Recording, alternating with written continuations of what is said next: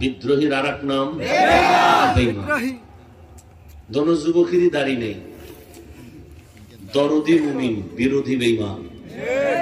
দোনো যুবক নামাজ পড়ে না, একটা মুমিন আর একটা বেঈমান। কথা ক্লিয়ার? ভালো করে বুঝো।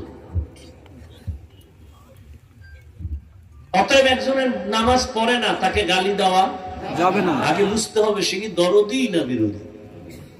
দরদি হলে মুমিন, বিরোধী হলে বেঈমান।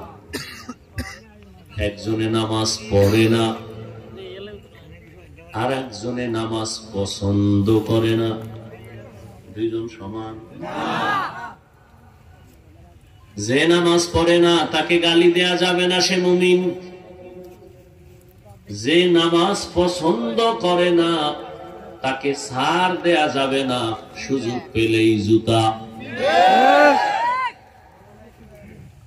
একজনে দাড়ি রাখে না, গালি দেওয়া যাবে না।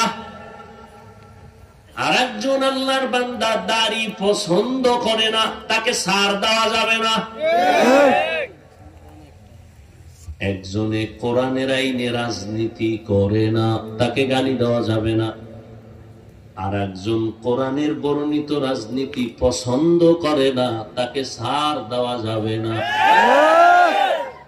ব্যবধান আছে তো?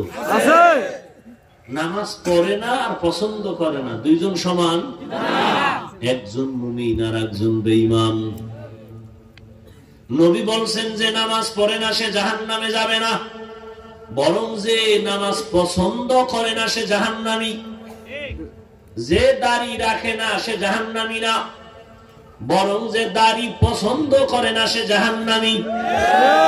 যে দাড়ি রাখে না আশা করা যায় দরদি তো তওবা করতে পারবে, বিরোধী বেঈমান ওর কপালে তওবা হবে না। আল্লাহ হেদায়েত দান করেন। ব্যবধানটা বুঝলেন তো? তাহলে একজনে নামাজ পড়ে না, তাকে গালি দেওয়া যাবে? আগে বুঝতে হবে সে দরদি না বিরোধী। দরদি হলে মুমিন, বিরোধী হলে বেঈমান। ব্যবধানটা বুঝাইতে পারছি কিনা আল্লাহ জানে। যাকে পর্যন্ত থাক, বেশি বুঝাইতে গেলে আর সব আউলেই ফলে। এবার আয়াতের মধ্যে ঢুকি, তরজমা হয়ে গেছে, এবার ভূমিকায় কিছু কথা। বর্তমান আরবি মাস শাবান। কি মাস? বাজারের শাবান? শাবান কই ছিল? শাবান